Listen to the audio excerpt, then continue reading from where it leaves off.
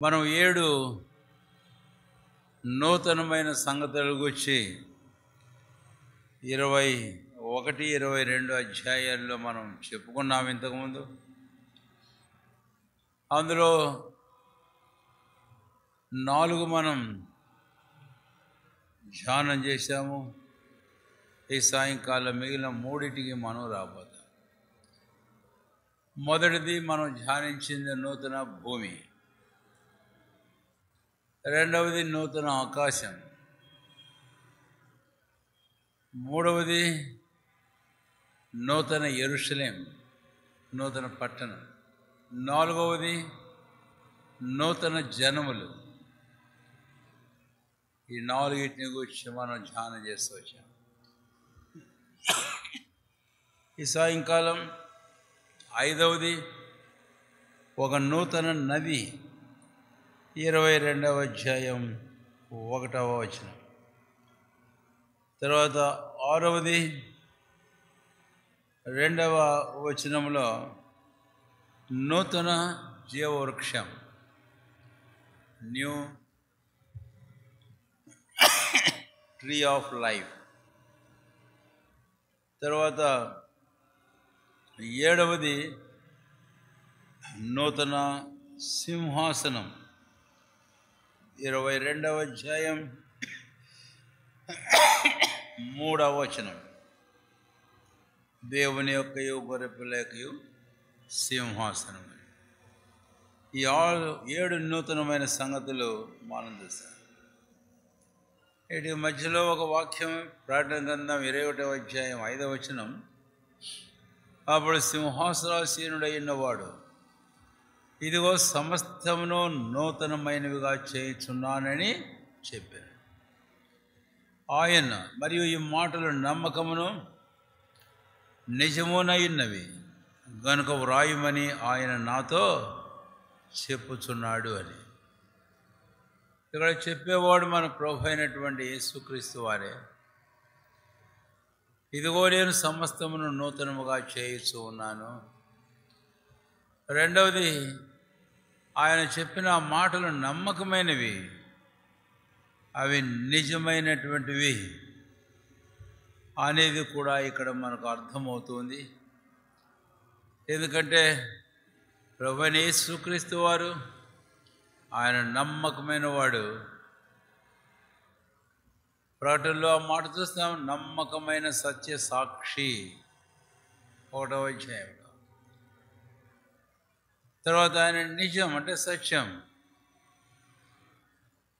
ఎన్నో సందర్భాల్లో ఆ పదం మన ప్రభు అయిన క్రీస్తుగా పేరు వర్తించాడు. ప్రభు తానే అన్నాడు, నేనే మార్గమును సత్యమునని.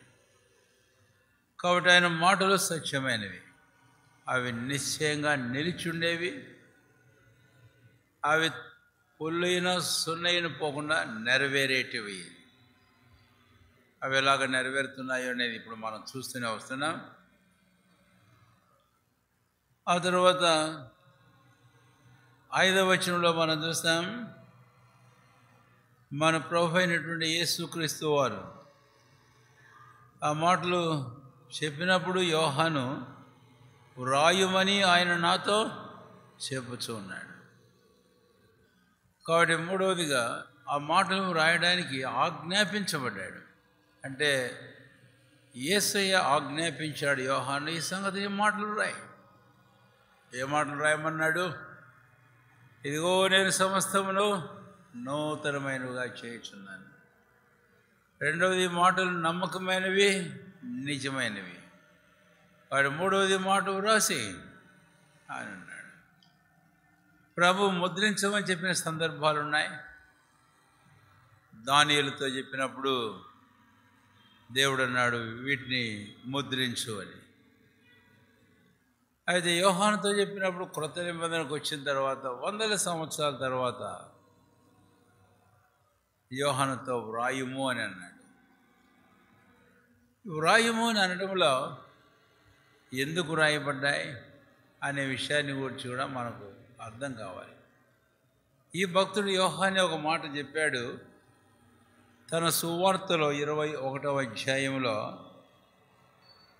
యోహాను సువార్త 21వ అధ్యాయం 31వ వచనం, లేక 31 చాలు. యేసు దేవుని కుమారుడైన క్రీస్తు అని మీరు నమ్మినట్లు, నమ్మి ఆయన నామందు జీవం పొందినట్లు ఇవి సువార్తే కాదు, పత్రికలు రాశాడు. పత్రికలే కాదు, ప్రకటన గ్రంథం రాశాడు. 66 పుస్తకాలలో యోహానువి 5 పుస్తకాలు ఉన్నాయి. కాబట్టి ఇక్కడ మనం ఈ వ్రాయబడిన సంగతులన్నీ దేనికి అని అంటే, యేసు దేవుని కుమారుడు అని తెలుసుకోవడానికి. రెండవది, ఆయన యందు మనం నమ్మిక ఉంచడానికి. మూడవది, తద్వారా మన జీవితంలో నిత్య జీవం పొందడానికి. జీవమే కాదు, ఇలాంటివన్నీ కూడా మనం గమనించినప్పుడు పౌలు అపోస్తలులో రాసిన ఒక మాట జ్ఞాపం చేస్తాం. ఆయన కొరింథీయులు రాసిన మొదటి పత్రిక 10వ అధ్యాయంలో ఈ మాట అంటాడు, యుగాంతమందున్న మనకును బుద్ధి కలుగుటకు ఇవన్నీ వారికి దృష్టాంతాలుగా సంభవించి మనకు రాయబడ్డాయి. చరిత్రను గురించి మాట్లాడాడు. అయితే ఇప్పుడు యోహాను ఈ సంగతులు ప్రస్తుతానికే కాదు, భవిష్యత్తును గురించి మాట్లాడుతున్నాడు. కాబట్టి ఈ సంగతి ద్వారా మనకు హెచ్చరిక కలగడానికి, దిద్దుబాటు కలగడానికి, సిద్ధపాటు కలగడానికి మన కొరకైన ఈ సంగతులన్నీ వ్రాయబడ్డాయి.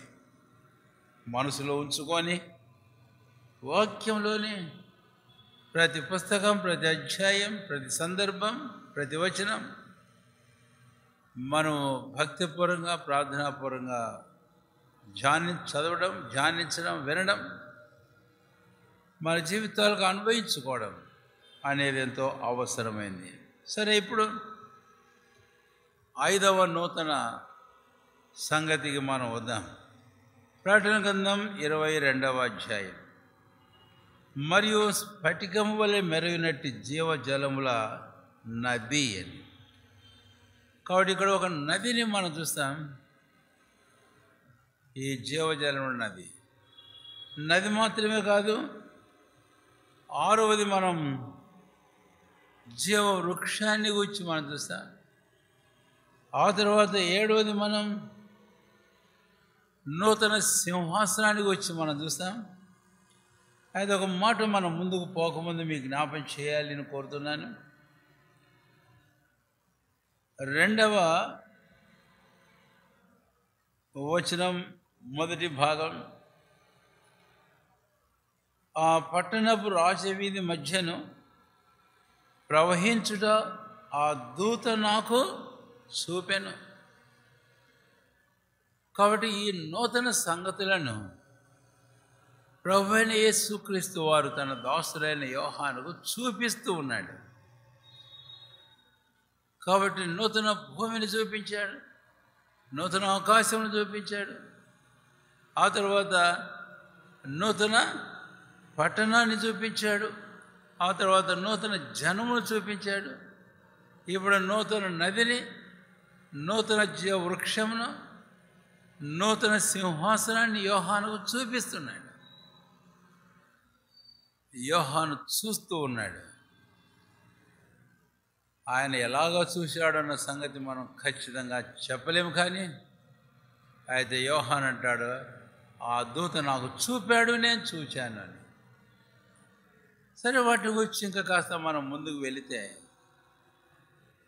ఆయన ఎలాగో చూచాడు అనేటువంటి విషయాన్ని ఇంతకుముందు కూడా 4 సంగతుల్లో మనం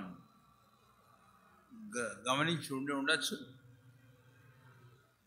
ఒక సాదృశ్యం, ఒక మాట మళ్ళీ జ్ఞాపం చేస్తున్నాను. ఇక్కడ రా, నేను నీకు గొర్రెపిల్ల యొక్క భార్యను చూపిస్తాను అన్నాడు. అయితే యోహానికి ఏం చూపించాడు? పరలోకం నుంచి దిగవచ్చు, పరిశుద్ధ పట్టణం దేవుని మహిమగలదిగా చూపించాడు. అందుకని నేను ఆ మాట వాడాను. కాబట్టి నూతన సంగతులు యోహాను చూచాడు. వాటిని ఎలాగా చూచాడు అనే విషయాన్ని మనం అర్థం చేసుకోవాల్సిన వారంగా ఉన్నాం. కొంతమేరకైనా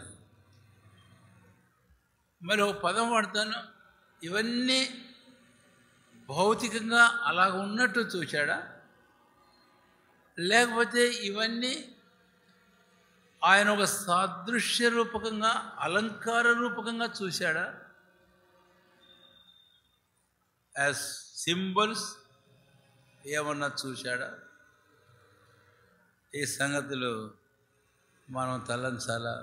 మనకు ఎంతవరకు అనుమతిస్తాడా ప్రభు అంతవరకే మనం అర్థం చేసుకోగలం. ఇప్పుడు మనం నూతన నదికి మనం వద్దాం. 22వ అధ్యాయం 1వ వచనం. దాని గురించిన కొంచెం వివరణ, the description of this new river of water of life.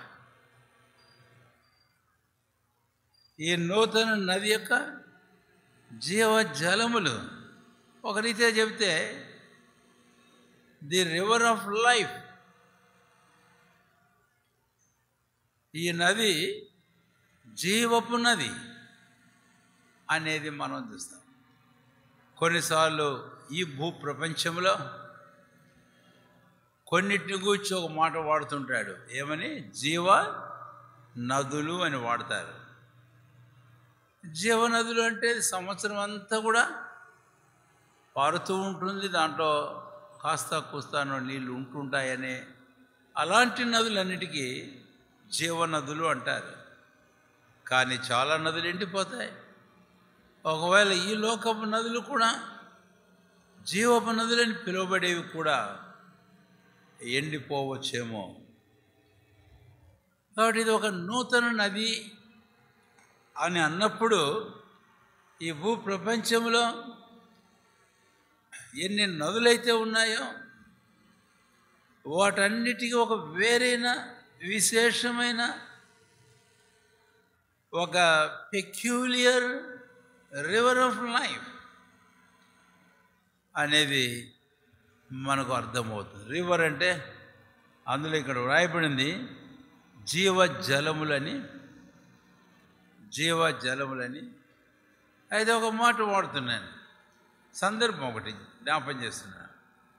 యోహాను సువార్త 4వ అధ్యాయానికి మనం వెళ్ళినప్పుడు ప్రభువైన యేసుక్రీస్తు వారు దాహముగొన్న రీతిగానే ఆయన యాకోబు బావి దగ్గర సుఖారుని ఊరికి సమీపంగా ఆ యాకోబు బావి దగ్గరికి వెళ్ళాడు. అక్కడ సమరయ ఊరు నుంచి వచ్చిన ఒక స్త్రీ, సమరయ స్త్రీ, ఆమెను ప్రభువారు అడుగుతున్నాడు, అమ్మా దాహమునకు నీళ్ళిమ్ము అని. దాహమునకు నీళ్ళిమ్ము అని. ఆ సందర్భంలో జరిగిన సంభాషణ అంతా మనకు అక్కర్లేదు, కానీ అప్పుడు ప్రభువైన యేసుక్రీస్తు వారు ఒక మాట అన్నాడు ఆమెతో. ఆమె ఏదో మాట్లాడితే ఏమన్నాడు? దేవుని వరమును నాకు దాహమునికిమ్మని. అదేనా? నీవు దేవుని వరమును నాకు దాహమునికిమ్మని నిన్ను అడుగుతున్నవాడో అది ఎరిగి ఉంటే నీవు ఆయనను అడుగుదు, ఆయన నీకు. ఎందుకు ఈ సందర్భం నేను జ్ఞాపం చేశానంటే, ఈ లోకంలో బావులో, నదిలో, కాలువలో ఏవైనా కానీ ఈ నీళ్ళు జీవజలములు కావు. ఇవి జీవజలములు కావు. ప్రభు అన్నాడు, మీరు ఈ నీళ్లు త్రాగినా, లేక ఆఖరికి ఇశ్రాయేలుతో మాట్లాడేటప్పుడు మోషే ఆకాశం నుంచి మన్నా కురిపించాడు, అరణ్యంలో పితరులు మన్నాను తిన్నారు, అయినా ఏమైనారు? చనిపోయారు. కాబట్టి ఈ లోకంలో ఉన్న నదులు, ఆహారం, మరి ఏదైనా అది జీవమును కలజేసేది కాదు. యోహాను సువార్త 6వ అధ్యాయము 27వ వచనంలో యేసుప్రభు వారు 5 రొట్టెలు 2 చిన్న చేపలు చేత పోషించబడినప్పుడు తిని తృప్తి పొందిన వారు ఆయన్ని వెతుకుతూ వచ్చినప్పుడు వారితో ఒక మాట అన్నాడు, క్షయమైపోయి ఆహారం కొరకై కష్టపడకూడదు, కానీ నిత్యజీవం కలజే అక్షయమైన ఆహారం కొరకు కష్టపడు. కాబట్టి ఈ నీళ్ళు ఎలాంటి నీళ్ళు అంటే, ఈ నది ఎలాంటి నది అని అంటే, ఇది లివింగ్ రివర్. ఇందులో నీళ్ళు లివింగ్ వాటర్ అనేది మనము చూస్తాం. సరే, ఇప్పుడు ఈ లివింగ్ వాటర్ అనేది ఒక నది పారుతూ ఉంటే ఏమన్నా యోహాను చూస్తున్నాడా ఎట్లా అనేటటువంటి విషయం, భౌతికంగా ఆయన అలాగా చూస్తున్నాడా అనేది విషయం మనకు తెలియదు, మనం చెప్పలేదు. కానీ ప్రకటన గ్రంథం అంతా చాలా మట్టుకు ఉపయోగించిన సందర్భాలు అవన్నీ సైన్స్ అండ్ సింబల్స్. 1వ అధ్యాయం నుంచి మనకు తెలుసు ఆ విషయాలు. కాబట్టి ప్రకటన గ్రంథం అనేది ఈ full of science and symbols. మనం ఎన్నో ధ్యానం చేసుకుంటూ వచ్చాం. ఆయన మళ్ళీ ఒక విషయం మీకు జ్ఞాపం చేస్తే బాగానే ఉంటుంది. 12వ అధ్యాయానికి వచ్చేటప్పుడు భక్తుడు యోహాను అంటాడు, పరలోకముందు నేను ఒక గొప్ప సూచనను చూచా. ఏమిటది అంటే ఒక స్త్రీని గురించి మాట్లాడాడు. కాబట్టి ఆ స్త్రీ కేవలం స్త్రీనా, లేకపోతే ఇది ఒక సింబల్ సాదృశ్యమా? అది ఒక సింబల్ సాదృశ్యం. ఒకవేళ అలాగే ప్రకటన గ్రంథం 22వ అధ్యాయంలో ఈ జీవజలముల నది, ఈరోజు మనం లోకంలో చూస్తున్న నది, పారుతున్న నీళ్ళు అందులో అలాంటిది అని మనం ఖచ్చితంగా ఏం చెప్పలేం. అయితే అది ఒక సింబల్, ఒక సైన్ అని మనం చెప్పవచ్చు. ఎందుకంటే నేను వాడిన మాట, revolution is the full of science and symbols. ప్రకటన గ్రంథం అంతా సూచనలు సాదృశ్యాలతో నింపబడిన పుస్తకం. అందుకని నేను ఆ మాట వాడా. సరే, ఇప్పుడు ఇది దేనికి సింబల్ అంటారు ఇది అనే విషయానికైనా మనం వస్తే, నాకు ప్రభు ఇచ్చిన తలంపును బట్టి ఈ పరిశుద్ధ పట్టణానికి వచ్చి నూతన యెరూషలేముకు వచ్చి మనం వింటూ వచ్చాం. మధ్య కాలంలో పాటలు మనం పాడుతున్నాం, చాలా సందర్భాలు అందులో మనకు అగుపడుతూనే ఉంటాయి. కాబట్టి నేను అనుకునేది ఏమిటి అని అంటే, అక్కడ దాని వెలుగును గూర్చి కూడా మనం ఇందాక కూడా పాట పాడుతూ ఉన్నాం. పాడారనుకుంటా కదా, పోయిన వారం అంతకుముందు వారం ఇందాక పాడారు లేదు, గొర్రె పిల్లయ్యే దానికి దీపం. దానికి సూర్యకాంతి అవసరం లేదు, చంద్రకాంతి అవసరం లేదు. గొర్రె పిల్లయ్యే దానికి the lamp of God it self ఈ ది ల్యాంప్, దీపము అని. అంటే ఆ దీపం ప్రభువైన క్రీస్తుకు సాదృశ్యంగా ఉందని చెప్పచ్చు కదా. ఆలయం, అక్కడ ఆలయం లేదు అన్నాడు. గొర్రె పిల్లయ్య దానికి ఏమై ఉన్నాడట? ఆలయమై ఉన్నాడు. కనుక ఇది ఒక ఆలయం. మరి ఆలయము ఇలాంటి ఆలయమేనా అనేట మనం చెప్పలేము.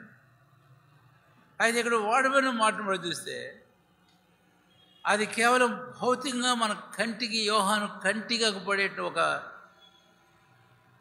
ఆలయం వంటిదిగా కాదు. కానీ అయితే ఆ ఆలయం ప్రభువైన క్రీస్తే అని చెప్పాలి. అందుకని ఇప్పుడు 22వ అధ్యాయం నదిని గురించి కూడా నేను మీతో చెప్పినప్పుడు, ఈ నది మన ప్రభు అయినటువంటి యేసు క్రీస్తు వారు అని నేను 1-2 వాక్యాలు నేను మీకు జ్ఞాపం చేస్తాను. అందులో యెషయా గ్రంథం 32వ అధ్యాయంలో మొదటి 2 వచనాలు రండి, త్వరగా తీయండి. యెషయా గ్రంథం 32వ అధ్యాయము మొదటి 2 వచనాలు. నేను ఒకటి చదువుతాను, మీరు 2వ వచనం చదవండి. ఆలకించుడి, రాజు నీతిని బట్టి రాజ్య పరిపాలన చేయను, అధికారులు న్యాయమును బట్టి ఏలుదురు. చదవండి.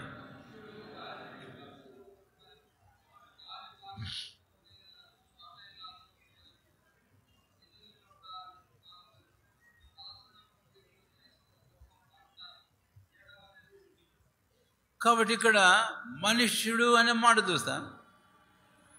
ఆ మనుష్యుడు ఎలాగున్నాడట? నీళ్ళ కాలువలో ఉన్నాడట. నీళ్ళ కాలువ. అసలు ఎవరి మనుషుడు? ఈ మనిషిని గురించి 1వ వచనంలో రాజు అని చెబుతాడు కనుక అక్కడ ఆ మాటను మనం చూస్తాం. కాబట్టి ఈ మనుష్యుడు ఎవరో కాదు.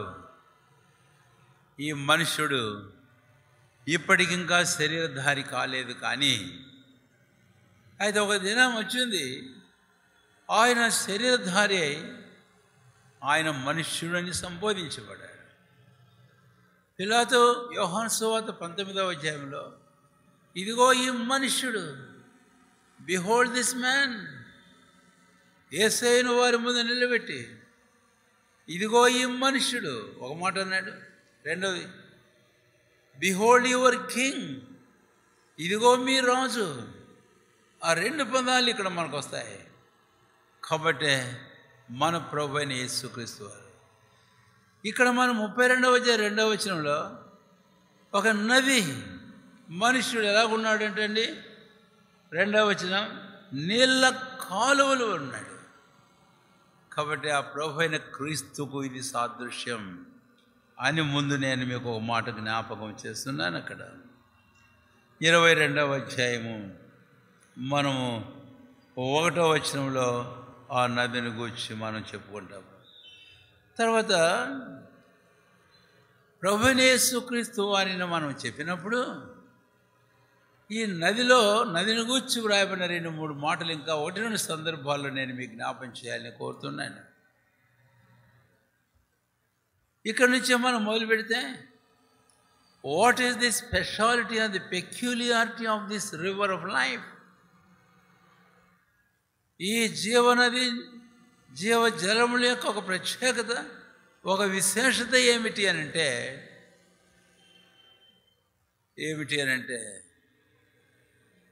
ఇది యేసుప్రభు వారి విషయానికి మనం వస్తే, ఆయన నేనే మార్గమునే కాదు, సత్యమునే కాదు, నేనేమైనాను, జీవమునై ఉన్నాను. అవును, ప్రభు అయిన క్రీస్తుని మనం చూపించేటప్పుడు ఈ జీవజలముల నది అక్కడ జీవాన్ని మనకు చూపిస్తుంది. మనం ప్రస్తుత కాలానికంటే ఇంకా కొంచెం వెనక్కి వెళితే, యేసయ్య 19వ అధ్యాయంలో యోహాను సువార్తలో సిలువ వేయబడినప్పుడు సైనికుడు ఒకడు బల్లెము ఈట తీసుకొని ఆయన ప్రక్కన పొడవుగానే రక్తమును నీళ్లను కారినాయి అనే విషయాన్ని మనం చూస్తాం.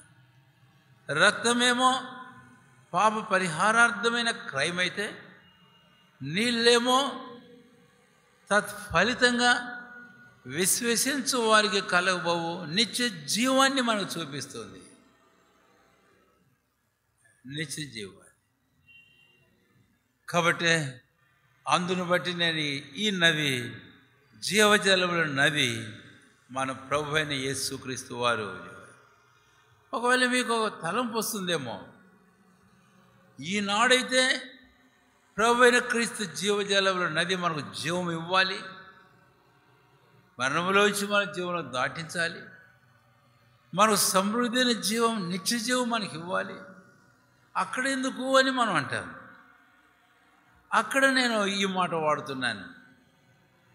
అక్కడ నూతన యెరూషలేములో ఈ జీవజలం ఉన్నది ఎందుకు అంటే, ఇలాగా అక్కడేదో విశ్వాసం ఉంచి నిత్య జీవం పొంది సమృద్ధి జీవం పొందడానికి అనేది కాదు. కానీ అయితే టు ప్రిజర్వ్ లైఫ్ ఇటర్నల్, ఆ జీవజలం ఉన్నది అని చెప్పినప్పుడు క్రీస్తు మన జీవమును భద్రం చేసేవాడు. Christ is the preserver of our life అనేది మనకు చూపిస్తుంది. అని అక్కడేమి మరణం లేదిక, అక్కడ ఒక పాపి విశ్వాసం వచ్చి నూతన జీవం పొందేది ఏమి లేదు. వాడు పొందినవారు, ఆ జీవం కలిగిన వారు, వారికి ఈ తలంపోటికి మనకు అది అర్థమవుతుంది.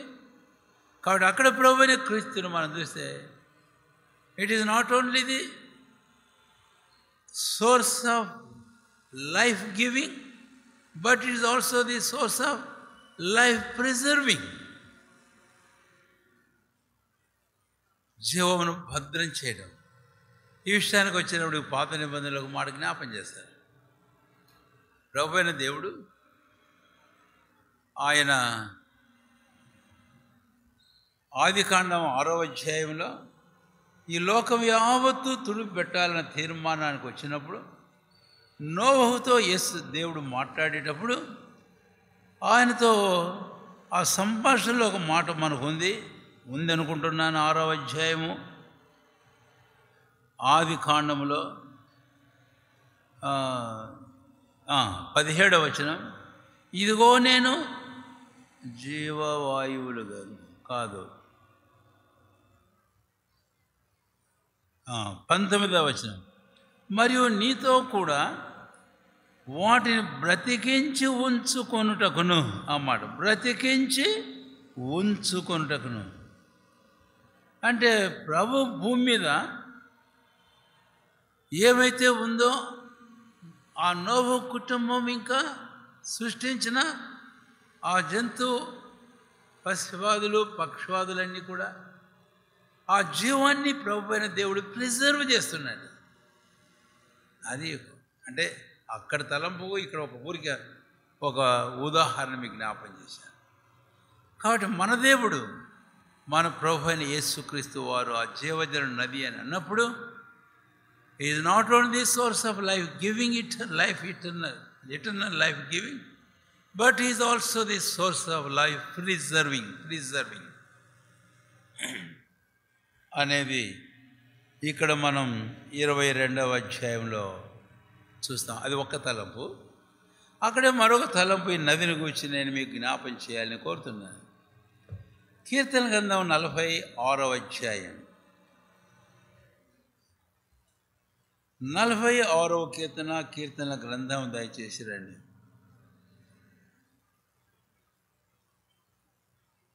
4వ వచనం నేను లేక అందరం కలిసి చదువుకుందాం. ఒక్క వచనం చాలండి. 4వ వచనం అందరం కలిసి. ఒక నది కలదు, దాని కాలువలు దేవుని పట్టణమును, సర్వోన్నతిని మందిరపు పరిశుద్ధ స్థలమును సంతోషపరచుచున్నవి. మందిరమును, దేవుని పట్టణమును, సర్వోన్నతిని మందిరపు పరిశుద్ధ స్థలం. ఇక్కడ ఈ మాటలు మనం ప్రకటన గ్రంథం 21వ అధ్యాయం 3వ వచనానికి మనం తీసుకొని వెళితే,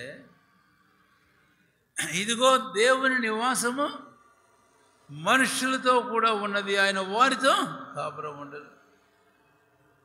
ఇక్కడ టాబర్నకల్ అనేది మనం చూస్తే నిజమే. ఇంకా నిర్గమకాండాన్ని వెళితే, నేను వారిలో నివసించినట్లు వారు నాకు ఒక పరిశుద్ధ స్థలం నిర్మించవలను, దానికి ప్రత్యక్షము గుడారము అని పేరు పెట్టారు. That is called the tabernacle, గుడారం అంటే దేవుని నివాసం. ఇక్కడికి మనం వచ్చినప్పుడు 46వ అధ్యాయం కీర్తనలో అదే తలంపు, అదే సందర్భం ఇక్కడ మనం చూస్తాం. కాబట్టి అక్కడ ఏముంది? 21వ అధ్యాయం ప్రకటన గ్రంథం 3వ వచనానికి వెళితే, ఇదిగో దేవుని నివాసం, the tabernacle of God with men, దేవుని గుడారం మనుషులతో కూడా ఉంది, ఆయన వారిలో నివసిస్తున్నాడు.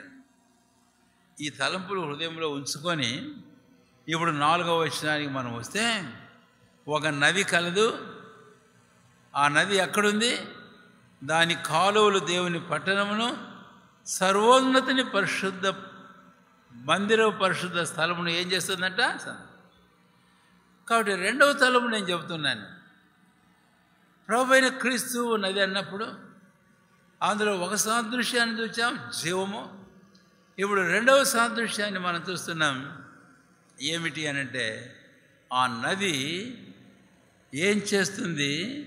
దేవుని పట్టణమును, సర్వోన్నతిని మందిరము పరిశుద్ధ స్థలమును సంతోషపరచుచూ ఉందంట. Making glad the new Jerusalem. అందుకని ఈ మాట చెబుతున్నాను. ప్రభువైన క్రీస్తు ఈ లోకంలో ఉన్నప్పుడు కూడా ఆయన ఒక మాట అన్నాడు, నా శాంతిని మీకు అనుగ్రహించుచున్నాను. యోహాను సువార్తకు మనం వస్తే కనుక ఆయన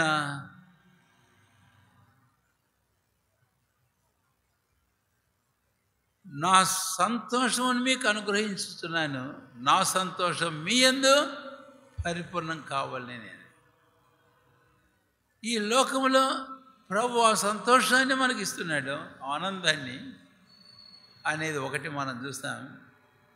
అయిన తర్వాత ఇక్కడ మనం గమనించినట్లయితే కనుక ఆ పరలోకపు యెరూషలేము పరిశుద్ధ పట్టణం, దేవుని పట్టణం, it is full of Joy and gladness.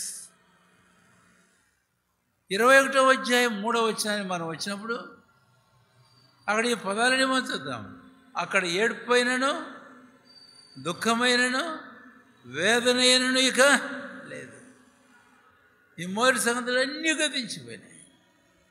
కాబట్టి రెండవదిగా యేసుక్రీస్తు ప్రభు ఆ జీవజలముల నది ఈ లోకంలో విశ్వసించే వారికి ఆనందాన్ని, సంతోషాన్ని ఇచ్చేవాడు మాత్రమే కాదు, అటు శాశ్వతమైన నిత్య ఆనందం అక్కడ నివాసం చేసే వారి శిరముల మీద ఉంటుంది. యెషయాల సందర్భంలో మాట వాడాడు. చెరలో ఉన్న వారిని తిరిగి రప్పించేటప్పుడు వారి తలల మీద ఏముంటుందంట? నిత్య ఆనందం ఉంటుందంట. అలాగే మరి పరిశుద్ధ పట్టణం నూతన యెరూషలేము, ఆ నూతన ఆకాశ భూమిలో అందుని వాసం చేయబోయే వారి మీద ఉండే ఆ నూతన సంతోషం, నిత్యానందం, దానికి నది కారణం. ఇది రెండవది.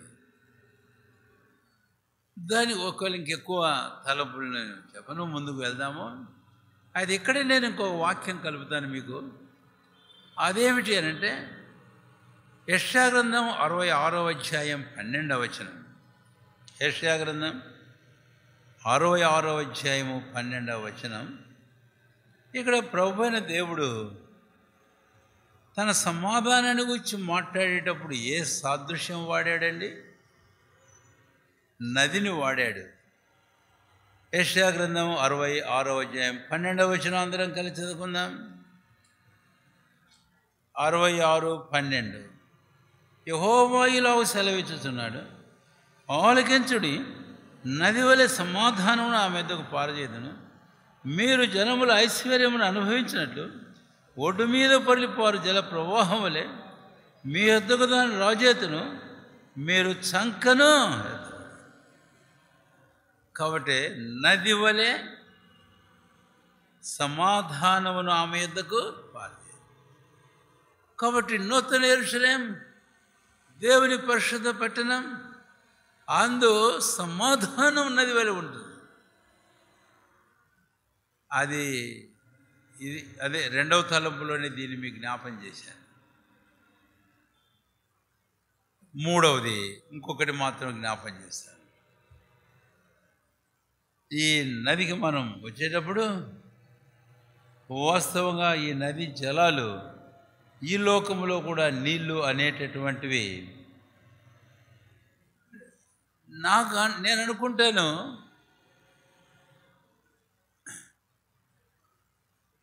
ఊపిరి గాలి మనం పీల్చుకుంటున్నాం,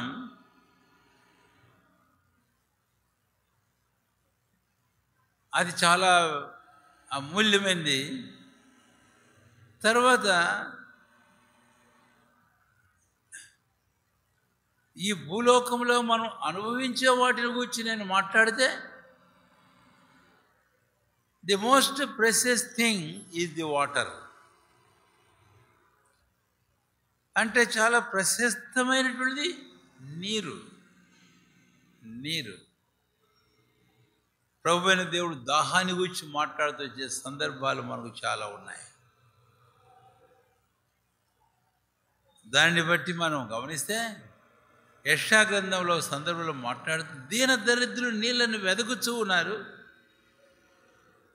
దాహం చేత వారి నాలుకలు ఎండిపోతున్నాయి, కాబట్టి నేను వారిని దయదలుస్తాను అని ప్రభు చెప్పడం. పాత క్రొత్త నిబంధనలో ప్రభు ఒక పిలుపునిచ్చాడు రిపీటెడ్గా, దప్పికొనిన వాడిని రోనిము, వచ్చి ఉచితముగానే జీవజలములను పొందమని చెప్పాడు. కాబట్టి ఈ నీళ్ళ విషయానికైనా, ఈ నది విషయానికైనా మరొక మాటకు మనం వస్తే, పేతురు అన్న మాట ఇప్పుడు వాడుతున్నాను. 1 పేతురు 2వ అధ్యాయంలో విశ్వసించుచున్న మీకు ఆయన ఎవరటండి? అమూల్యమైనటువంటి వాడు. విశ్వసించుచున్న మీకు ఆయన ఎవరు? అమూల్యమైన వాడు. అమూల్యమైన వాడు అని చెబుతూనే మరొక మాట చెబుతున్నాను. ఇందాక పాత నిబంధనలో, క్రొత్త నిబంధనలో దప్పికొని వాని రానిము, ఇచ్చేయించు వాని వచ్చి ఉచితంగా జీవజలంలో అని అన్నప్పుడు, దప్పికొని వాని రానిము, వాని తృప్తి పొందనిము. కాబట్టి ఈ నదిలో 3వ సాదృశ్యం ప్రభువైన క్రీస్తు అని చెప్పినప్పుడు, ఆ 3వ తలపు నేను ఇలా జ్ఞాపం చేస్తున్నాను. ఏంటి అనంటే, యేసుక్రీస్తు ప్రభువారు మనకు శాశ్వత సంతృప్తి అని. Jesus Christ is our eternal satisfaction. యోహాను సువార్త 6వ అధ్యాయం స్త్రీతో మాట్లాడేటప్పుడు ఒక మాట అన్నాడు, నేనిచ్చు నీళ్లు త్రాగువాడికి అన్నిటికీ దప్పికొనడు అని. అక్కడేదో దప్పి ఉంటుంది కాబట్టి నీళ్లు అవసరమనేది, అక్కడే ఉండదు. ఆ విషయానికి మనము ప్రకటన గ్రంథం 7వ అధ్యాయంలో ఒక వాక్యం చూద్దాం రండి దయచేసి. ప్రకటన గ్రంథం 7వ అధ్యాయము ప్రకటన గ్రంథం ఎక్కడైనా ఉంది ఆ మాట? 17వ వచనం అందరం కలిసి చదువుకుందాం. 7:17. ఏలయనగా సింహాసనం మధ్యమందుండు గొర్రెపిల్ల వారికి కాపరి అయి జీవజలంలో బుగ్గల యొద్దకు వారిని నడిపించును. దేవుడే వారి కన్నులుండి ప్రతి బాష్ప బిందువును జీవ జలముల బుగ్గల యొద్దకు వారిని నడిపించు. కనుక ఆ 5 వచనాలకు మళ్ళీ మీరు తర్వాత రండి. 16వ వచనం మాట చదువుతున్నాను. వారికి ఇక మీదట ఆకలి అయినను దాహమైనను ఉండదు. మళ్ళీ ఎందుకు మరి జీవజల బుగ్గల దగ్గర నడిపిస్తానంటాడు? మళ్ళీ వారి దాహం ఉందా? కాదు. మరి ఈ నది ఎందుకు ఆ నది దగ్గరికి ఎందుకు నడిపిస్తాడు? ఈ నది ప్రభువైన క్రీస్తుకు సాదృశ్యంగా, ఆయన ప్రభువైన క్రీస్తుకు శాశ్వతమైన సంతృప్తి మన జీవితాలలో. సాలు నేను ఆ చిన్న తలంపులతో మరొక భాగాన్ని వెళ్తున్నాను. కాబట్టి ఈ నదిని గురించి మనం చూసినప్పుడు ఇది మన ప్రభువైన యేసుక్రీస్తు వారికి సాదృశ్యం. మన ప్రభువైన యేసుక్రీస్తు వారు ఆయన 22వ అధ్యాయం 1వ వచనం జీవజలం నది అన్నప్పుడు నేను 3 తలంపులు జ్ఞాపం చేశాను. కనుక ఆ సంగతులు మీరు ఇంకా అధికంగా ధ్యానం చేయాలని నేను ఆశపడి మీకు మనవి చేసుకుంటున్నాను. తర్వాత 22వ అధ్యాయం ప్రకటన గ్రంథానికి మనం వెళ్దాం.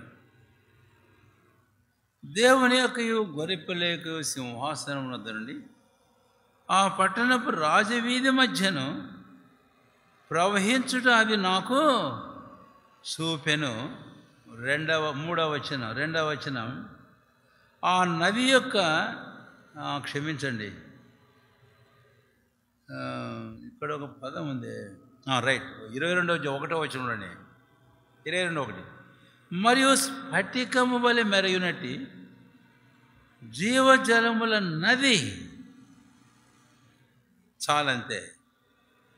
ఈ నది మెరుస్తూ ఉందట. ఎలాగ మెరుస్తుందో ఏమో మనకు తెలియదు. అయితే ఒకసారి మనకు తెలుసు, కొలిమి దగ్గరికి మనం వెళితే నల్లటి ఇనుము కొలిమిలో పెట్టినప్పుడు ఏమవుతుంది? ఎర్రగా మారుతుంది.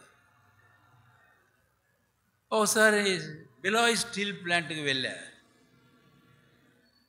బిలాయ్ స్టీల్ ప్లాంట్కి వెళితే ఆ ఇనుమును కరిగించి దాన్ని ముద్రలుగాను, ప్లేట్లుగాను, రాడ్స్గాను తయారు చేసే ప్రాసెస్ చూపించారు. ఇనుము కరిగి పారిపోతూ ఉంది, నీళ్లు బారినట్టు పారుతూ ఉంది. అదే అంకులు ఇనుము నీళ్లు బారినట్టు పారుతుంది, మెరుస్తుంది చూడండి, అది ఇనుము అన్నారు. ఎక్కడికి పోతుంది ఇది అంటే, వాళ్ళు రూపించి ఆయా అచ్చులు ఉంటాయి, ఏ టైపు కావాలో ఆ టైపు అక్కడికి వెళుతుంది, ఆ ఫామ్ అవుతుంది. ఆ తర్వాత చల్లార్చే ప్రాసెస్ చేస్తారు. తర్వాత మంచి హార్డ్ మెటీరియల్గా ఏ షేప్లో కావాలంటే ఆ షేప్లో బయటకు వస్తుంది. అయితే దాని వెనకాది అలా కనపడదు, దాని ముందు అలా కనపడదు, మధ్యలో ఈ కరిగించినప్పుడు మ్యారేజ్ ఆశ్చర్యం అయిపోయింది. ఫస్ట్ టైం నేను చూసింది అది. ఇక్కడ మనం చూస్తే ఆ పరలోక యెరూషలేములో ఈ నది స్ఫటికము వలె పోలిన మెరయుచూ ఉన్న జీవజల నది. స్ఫటికం అంటే క్రిస్టల్ క్లియర్. క్రిస్టల్ క్లియర్ అని అన్నప్పుడు నేను ఇంకా ఒకటి రెండు తలంపులు చెప్పాలన్నా అని మళ్ళీ ప్రేరేపణ కలుగుతూ ఉంది. ఈ నది మన ప్రభువైన క్రీస్తుకు సాదృశ్యంగా ఆ క్రిస్టల్ క్లియర్నెస్ అనేటటువంటిది అది మన ప్రభువైన క్రీస్తు హోలీనెస్ను గురించి మాట్లాడుతుంది, పరిశుద్ధతను గురించి మాట్లాడుతుంది. ఈ లోకము నదులు ఎన్నో నదులు ఉన్నాయి. చాలామంది కొన్ని నదుల గురించి మాట్లాడతారు, ఏమని పవిత్రమైన నదులు అంటారు. అందుకే పోయి మునుగుతారు పాపాలు పోగొట్టుకోవడానికి. పోగొట్టుకోవడం సంగతి అట్ల నుంచి అంటించుకొని వస్తారు ఇంకా కాస్త. ఇవి లోకపు నదులండి. అంత మురికి నదులు, అంత అపవిత్రమైన మరి వాసనతో కూడినటువంటి నదులు ఈ భూలోకంలో నదులు. నీ వాసించి ఏ నదుల దగ్గరికి నీ పాపములు కడిగి వేసుకోవాలని నువ్వు పోతూ ఉన్నావో, ఎన్ని ప్రయత్నాలు చేస్తున్నావో, ఆ నదులు నీ పాపాన్ని తీసివేయలేదు కదా, నిన్ను ఇంకా అధికంగా వాటిలో ముంచెత్తుతూ ఉంది. ప్రభువైన యేసుక్రీస్తు వారు ఏనది? ఇది హోలీ రివర్. మనం పాత నిబంధనకి వెళ్ళినప్పుడు, పాత నిబంధన కాలంలో దైవజనుడు మోషేతో దేవుడు ఒక మాట చెప్పాడు, వీటి చేత నువ్వు ద్రవ్యమును, ధూప ద్రవ్యము లాంటిది తయారు చేసి ధూపం వేయడానికి కాదు, కానీ పరిమళ ద్రవ్యం తయారు చేసి ఆ జలముల్లో వాటిని కలిపి ఎవరైతే ఇట్లా అపవిత్రైనారో వారి మీద చల్లు. దానికి ఏమని పేరుంది తెలుసా? హోలీ వాటర్, పవిత్ర జలములు. కాబట్టి ఈ నది అంత స్పష్టమైన స్ఫటికం వేళ మెరయిచూనటువంటి నదిగా ఉండడం అనేది మన ప్రభువైన యేసుక్రీస్తు వారికి పరిశుద్ధతను, పవిత్రతను మనం చూపిస్తుంది. రెండు పదాలు వాడాడు ఇక్కడ. ఒకటి స్ఫటికము, రెండవది మెరయటం అనేది మనం చూస్తే, మెరవటం అనేది మనం చూస్తే యాకోబు భక్తుడు ఆ మెరయడం అనే విషయాన్ని గురించి రాసేటప్పుడు 1వ అధ్యాయం 17వ వచనంలో ఆయన ఈ మాట వాడతాడు, ప్రతి శ్రేష్టమైన ఈవియు సంపూర్ణమైన ప్రతి వరమును పరసంబంధమైనవై జ్యోతిర్మయుడుకు తండ్రి యొద్ద నుండి వస్తున్నాయండి. యేసుక్రీస్తు ప్రభువు వారు ఎలాంటి వాడండి? ఆయన జ్యోతిర్మయుడు. ఆ విషయాన్ని గురించి వ్రాసి తర్వాత భక్తుడు యోహాను ఏమంటాడు తెలుసా? ఆయన యందు గమనాగమన వలన ఏ ఛాయ అయినా లేదు, ఆయనలో చీకటి ఎంత మాత్రం లేదు. ఈ రాత్రి అర్థం చేసుకుందాం మన ప్రభు. అవును, నిజమే. ఆయన ఏమన్నాడు తెలుసా? 1వ పేతురు 1వ అధ్యాయం 14-16 వచనాల్లో, నేను పరిశుద్ధునైన ప్రకారం మీరును పరిశుద్ధులై. కనుక మన ప్రభువైన క్రీస్తు ఆయనే నీతికి పరిశుద్ధతకు మూలము అయి ఉన్నాడు. కాబట్టి స్ఫటికమును పోలి మెరయిచూ ఉన్నటువంటి అన్నది మన నీతికి పరిశుద్ధతకు మూలం మన ప్రభువైన క్రీస్తు అని చూపిస్తుంది. ఎవరు అక్కడ ఉన్నారు? ఇందాక 7వ అధ్యాయంలో ఒక మాట చదివా. అక్కడ యోహానుకు ఒక ప్రశ్న వేయబడింది. నీవు చూస్తున్నావు కదా, ఈ తెల్లని వస్త్రములు ధరించిన వీరెవరు? వీరెక్కడ నుండి వచ్చిరి? అప్పుడు వారి జవాబు చెబుతున్నాడు, గొర్రెపిల్ల రక్తంలో తమ వస్త్రములు ఉదుక్కొని వాటిని తెలుపు చేసుకున్నారు. సాలంత వరకు. 4వదిగా అది క్రీస్తు మన పరిశుద్ధత, ఆయన మన నీతి పరిశుద్ధత అయి ఉన్నాడు. అక్కడ ఎంతమంది అయితే ఉండబోతున్నారు, వారికి అక్కడ కొత్తగా నీతిగా పరిశుద్ధంగా తీర్చబడమనేది కాదు కానీ, but that reminds them are reminds even the John apostle when he has seen the reveal of his life.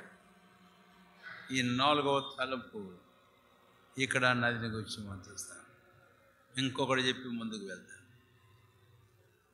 ఇంకొకటి చెప్పి ముందుకు వెళ్ళినప్పుడు ఈ ప్రకటన గ్రంథం 22వ అధ్యాయం రండి దయచేసి.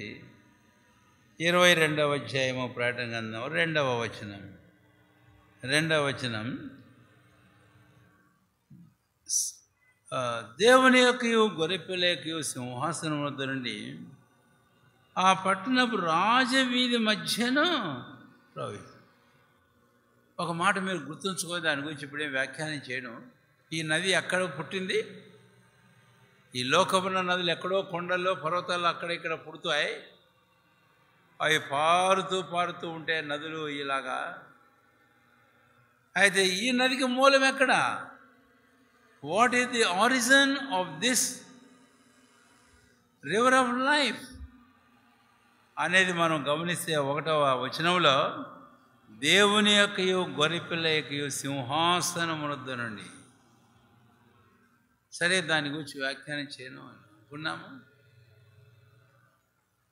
అందుకనే ఈ నది మన ప్రభువైన క్రీస్తునకు సాదృశ్యంగా నేను చెప్పడం సరిపోయింది, అందులో చాలు. అయితే ఇక్కడ 2వ వచనానికి మనం వచ్చేటప్పుడు ఆ పట్టణపు రాజవీధి మధ్యన ప్రవహించుట ఆ దూత నాకు చూపి. దయచేసి ఇక్కడ ఇంకొక పదం వచ్చింది. ఏం పదం వచ్చిందంటండి? రాజవీధి అనే. రాజవీధి అనే విషయాన్ని మనం బైబిల్లో అయ్యే సందర్భాల్లో మనం చూస్తాం. యెషయా గ్రంథంలో దయచేసి యెషయా గ్రంథం 35వ అధ్యాయం. 35వ అధ్యాయము యెషయా గ్రంథం 8వ వచనం. అక్కడ దారిగానున్న రాజమార్గము ఏర్పడును, అది పరిశుద్ధ మార్గం అనబడును. అది పరిశుద్ధ మార్గం అనబడును.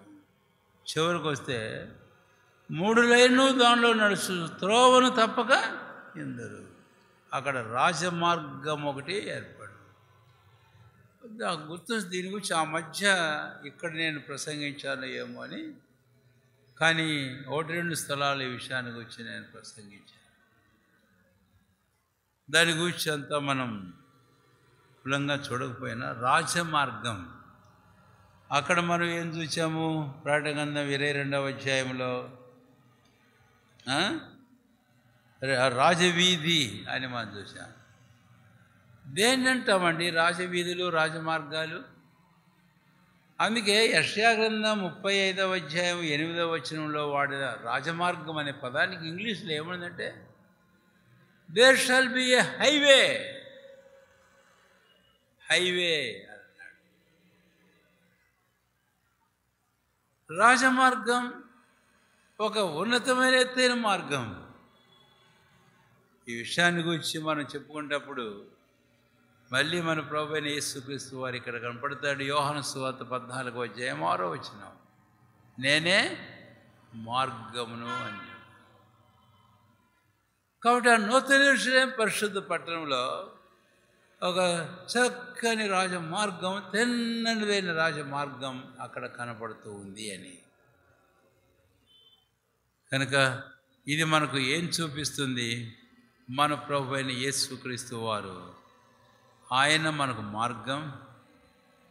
రెండవది, ఆయన మనకు చక్కనైన మార్గమును నడిపించినవాడు. కీర్తన 32వ అధ్యాయం 8వ వచనం, నీకు ఉపదేశం చేస్తాను, నీ మీద దృష్టి ఉంచుతాను, నీకు ఆలోచన చెప్తాను, నీవు నడవవలసిన మార్గము నేను నీకు.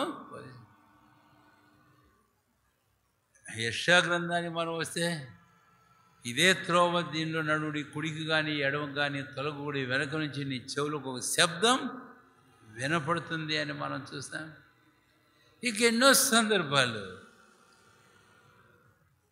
కాబట్టి ఈ లోకంలో ప్రభు అయిన క్రీస్తు మనకు అలాంటి వాడిగా మనం చూస్తాం.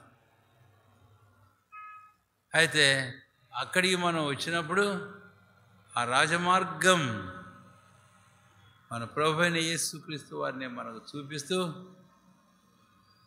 అక్కడికి వచ్చిన వారందరూ, అక్కడ ఉన్నటువంటి వారందరూ కూడా ఆయన చేత చక్కగా అక్కడికి నడిపించబడినటువంటి ఆ సంగతిని జ్ఞాపకం చేస్తుంది అని నేను ఒక సందర్భం జ్ఞాపకం చేస్తాను. లూకా సువార్త 24వ అధ్యాయానికి మనం వచ్చినప్పుడు 49వ వచనంలో, ఆయన వారిని బేతనీ వరకు తోడుకొని పోయి చేతులెత్తి వారిని ఏం చేశాడంటే చెప్పిన తర్వాత, అప్పుడు ఆయన పరమునికి ఏమైపోయినాడట? తీసుకొని పోబడ్డాడు. కాబట్టి మన ప్రభు అయిన యేసుక్రీస్తు వారు వారిని బేతనీ వరకు తోడుకొని పోయి అని తెలుగులో ఉంది. అయితే ఇంగ్లీష్లో హీ లెడ్ దెమ్ అనే మాట వాడాడు. ఆయన వారిని నడిపించాడు. ఎక్కడి వరకు నడిపించాడు? ఆయన వారిని బేతనీ వరకు నడిపించాడు. ఆ బేతనీ అనేది, దానికి ఇంకా ఆ ప్లేస్ను గురించి మనం చెబితే, ఆ బేతనియా ఆ కొండ వాల్లో ఉంది. ఆ కొండే ప్రభు అయిన క్రీస్తు ఆరోహణమైనటువంటి కొండ, ఒలీవల కొండ. కాబట్టి ఇక్కడ నేను ఈ పదం వాడతా, ప్రభు అయిన యేసుక్రీస్తు వారిని బేతనీ వరకు అన్నప్పుడు ఆరోహణ స్థలము వరకు ఆయన వారిని నడిపించాడు. He has led them to the place of ascension. To such experience, He led them. అవును, ఈ లోకములది మన జీవితాల్లో. ఆ తర్వాత ఆయన పరమునకు వారిని తీసుకొని పోవడం అనేది మనం చూస్తాం. అక్కడ వారు ఉన్నారు. గొర్రెపిల్ల ఎక్కడ ఉండునో ఆయన వెంబడించిన వారందరూ ఆ సీయోను కొండ మీద ఆయనతో కూడా ఉన్నారు. 14వ అధ్యాయం 1వ వచనం. కాబట్టి 14వ అధ్యాయం 1వ వచనం, ఇదిగో గొర్రెపిల్ల సీయోను కొండ మీద నిలిచి ఉండడు చూచిదని, ఆయన వెంబడించిన వారందరూ ఆయనతో ఉన్నారు అన్నమాట. కాబట్టి ఇక్కడ మనకు ఆయన జ్ఞాపం చేసే మరొక తలంపు ఏంటి? ఈ స్ట్రీట్, ఈ వీధి మనకు ఆ సంగతిని మనకు జ్ఞాపకం చేస్తుంది అన్న సత్యాన్ని మనం మనసులో ఉంచుకుందాం. అందుకనే ఈరోజు నిశ్చయంగా ప్రభు అయిన యేసుక్రీస్తు వారి చేత మనం నడకను నేర్చుకోవాలి. హోషేయ గ్రంథం 11వ అధ్యాయం 1-2 వచనాలు, ఇశ్రాయేలు బోల్డయుండగా వాని చేయబట్టి వారికి నడక నేర్పితిని అన్నాడు. అంతేకాదు ఆ తర్వాత వారిని ఆయన నడిపించాడనేది మనం చూస్తాం. ఆయన చక్కని ఆ మార్గంలో ఈ లోకంలో కుడికెడము దొరకకుండా, అంతేకాదు ప్లేస్ ఆఫ్ అసెన్షన్, ఆరోహణ స్థలం వరకు నడిపిస్తాడు. టిల్ క్రైస్ట్ కమ్స్, ఆర్ మనం ముగించుకొని వెళ్ళిపోయాడు. ఆ తర్వాత ఆయన పరములకు మనల్ని నడిపిస్తాడు. 14వ అధ్యాయం యోహాను సువార్త 6వ వచనం, నేనే మార్గమును, నేనే సత్యమును, నేనే జీవమును, నా ద్వారానే తప్ప ఎవడును తండ్రి యొద్దకు రాడు. చూడు, నూతన యెరూషలేములో ఈ జనాలంతా వారందరూ నా ద్వారానే ఇక్కడికి చేరవచ్చారు. కాబట్టి ఈ సంగతులు ఒకవేళ అక్కడున్న వారందరినీ జ్ఞాపకం తెచ్చుకుంటూ తలంచుకుంటూ ఎంత ఉల్లాస ఉత్సాహంతో ఉంటున్నారో ఏమో. నేను ఈ సాయంకాలానికి ఇంకో చిన్న మాట చెప్పి నేను ముగించుకోతున్నాను. ముందు పూర్తి అనే ఆ తలంపుకు మనం వెళ్ళలేకపోతున్నాం. 22వ అధ్యాయం ప్రకటన గ్రంథం, దయచేసి రండి. ప్రకటన గ్రంథం 22వ అధ్యాయము 2వ వచనం నేను చదువుతున్నాను. ఆ పట్టణపు రాజవీధి మధ్యన ప్రవహించిన ఆ దూత నాకు చూపాను. ఆ నది యొక్క ఈవలను ఆవలను జీవవృక్షం ఉండెను. ఆ పట్టణం యొక్క ఈవలను ఆవలను ఏముందంటండి? జీవ వృక్షము.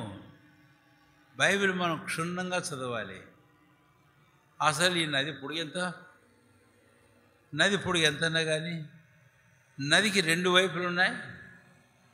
అయితే ఆ 2 వైపులా ఆ జీవవృక్షముల గురించి మాట్లాడేటప్పుడు జీవవృక్షములు అని వాడలేదే.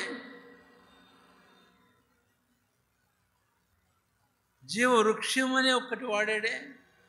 మరి నదికి అవతల నదికి యువతల ఎలాగుంటుంది అనే ఒక విషయం. ఇక మనకు తెలియదు, దాని గురించి మనం ఏం పెద్దగా చెప్పుకోలేము. ఒకవేళ అవన్నీ జీవవృక్షాలే కావచ్చు కాబట్టి ఒకటే కాబట్టి బహువచనంలో వాడుకున్న జీవవృక్షమని వాడాడా మరి ఏంటో మనకు తెలియదు. అయితే నేను చివరిగా ఈ సాయంకాలం మీ ముందుంచాలి కోరుతున్న తలంపు ఏమిటి అని అంటే, సంఖ్యాకాండం దయచేసి రండి, 24వ అధ్యాయం. సంఖ్యాకాండం 24వ అధ్యాయం. 24వ అధ్యాయం సంఖ్యాకాండం.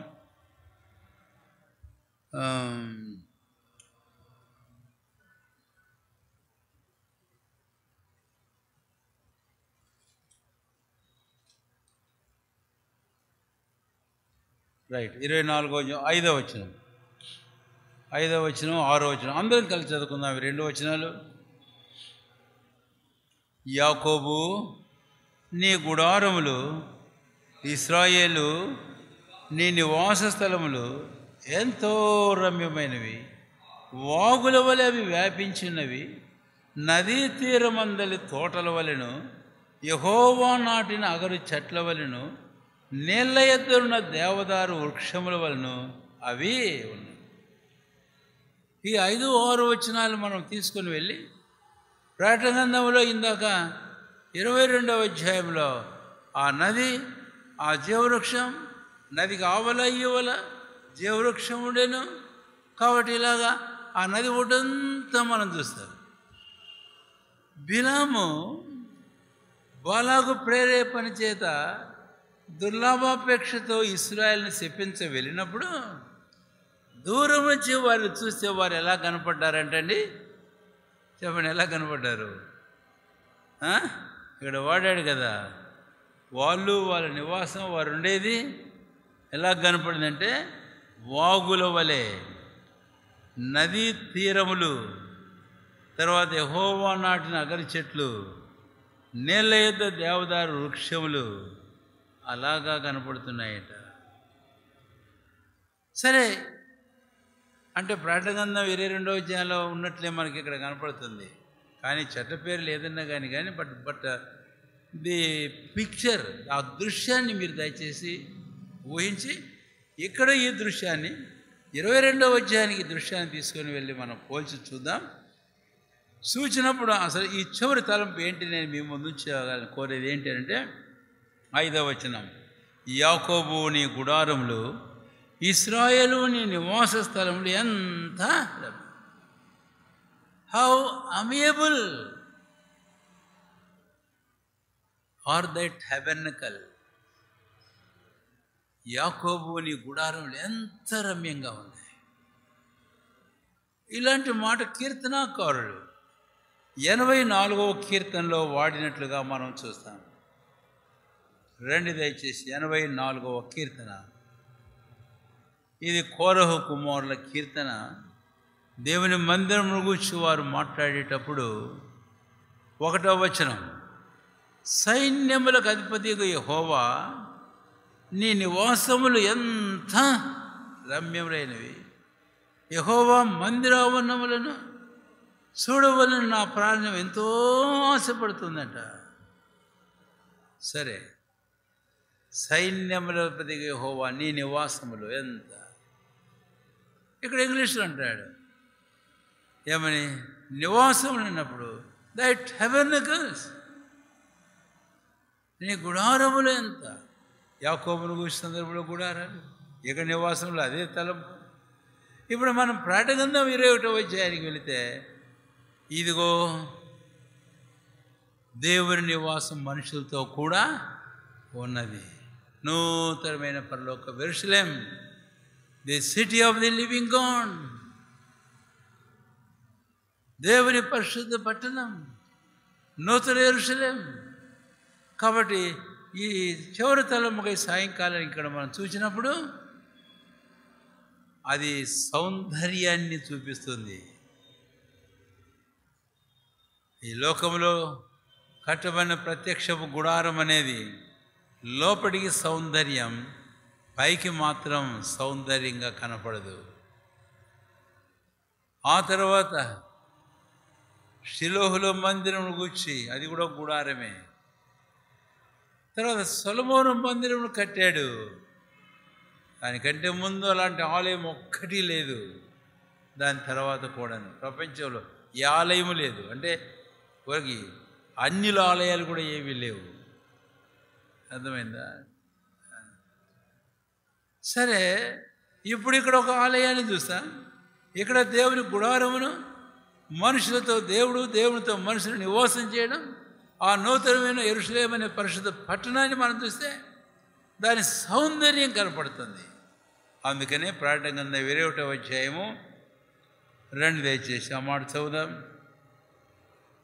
ప్రకటన గ్రంథం 21వ అధ్యాయం 21వ అధ్యాయము ప్రకటన గ్రంథం 10వ వచనం అందరం కలిసి చదువుకుందాం. ప్రకటన గ్రంథం 21వ అధ్యాయము 10వ వచనం అందరము కలిసి చదువుకుందాం. బిగ్గరగా తేటగా మనము చదువుకుందాం. ఆత్మవశుడనై ఉన్న నన్ను ఎత్తైన గొప్ప పర్వతం మీది కొనిపోయి యెరూషలేము అను పరిశుద్ధ పట్టణం, దేవుని మహిమ గలదై పరలోకమందున దేవుని నుండి దిగవచ్చుట నాకు. 9లో మనం చూస్తే ఆ పెళ్లి కుమార్తె గొర్రెపిల్ల యొక్క భార్య నీకు చూపిస్తాను. కాబట్టి ఈమె ఎలా ఉంది అనే విషయానికి మనం వస్తే కనుక 19వ అధ్యాయం 8వ వచనంలో అలంకరించబడిన, ఇక్కడ 21వ అధ్యాయం 2వ వచనంలో మరియు నేను నూతనమైన యెరూషలేమును పరిశుద్ధ పట్టణం తన భర్త కొరకు అలంకరింపబడిన పెళ్లి కుమార్తె వలె. 21:2 అలంకరింపబడిన పెళ్లి కుమార్తె. 21వ అధ్యాయము 10వ వచనంలో దేవుని మహిమ గలదైన పరలోకపు యెరూషలేం. ఇప్పుడు 21వ అధ్యాయం మనం చూస్తే ఇదిగో దేవుని గుడారం, నివాసం మనుషులతో కూడా ఉంది.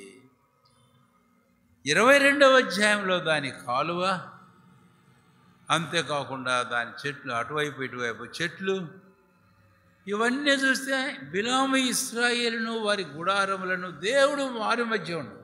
అప్పటికే దేవుడు వారి మధ్య ఉన్నాడండి. నిర్గమకాండము 25వ అధ్యాయంలో ప్రత్యక్ష గుడారాన్ని నిర్మించమన్నప్పుడు ఆ గుడారం చుట్టూ ఇశ్రాయేలు 12 గోత్రాలు వారు, 4 మూళ్ళు 12 గోత్రాలు, పడమట తూర్పు దక్షిణ ఉత్తరం 3 గోత్రాలు యొక్క గుడారాలు వేసుకునేవారు. బిలాము వారిని చూచినప్పుడు అవి ఎంత రమ్యంగా ఉన్నాయి. కాబట్టి same picture we see in revolution 21. ఇలాంటి దృశ్యమే పరలోక 21వ అధ్యాయం ప్రకటన గ్రంథంలో మనం చూస్తాం. దేవుని నివాసం, వారి నివాసం. కాబట్టి ఇది మనం ఇక్కడ గమనిస్తే అది ఎంత సౌందర్యమైన నగరము. కనుక లోకంలో సీయోను గూర్చి, ఆ తర్వాత మనం చూస్తాం 50 అధ్యాయంలో సీయోను గురించి మాట్లాడేటప్పుడు కీర్తనాకారుడు ఒక మాట అంటాడు, పరిపూర్ణ సౌందర్యము గల సీయోను. సరే, ఇప్పుడు ఇక్కడ ఎవరు, అసలు ఈ అలంకారం ఎక్కడిది, ఏంటిది అనేది. ఆ పట్టణంలో అలంకారం, ఆ మహిమ చూడ అంత సౌందర్యంగా కనపడడం, ఆశ్చర్యంగా. దీనికి కారణం ఏంటంటే మన ప్రభు అయిన యేసుక్రీస్తు దేవుని గొర్రెపిల్లయే. ఈ సంగతులు మనం ఇంకా మోకాళ్ళ మీద ప్రార్థనాపూర్వకంగా తలద్దాం, ధ్యానం చేద్దాం. ప్రభు మనల్ని ఎలాగ ఇంకా నడిపిస్తాడో, ఎటు చక్కని గ్రహింపునిస్తాడో పోదాం, నేర్చుకొని ఆ ప్రకారం భవిష్యత్తు ఈ సంగతులను మనం గ్రహించి అతి శ్రేష్టమైన స్థితి కొరకు మనమును సిద్ధపడదాం.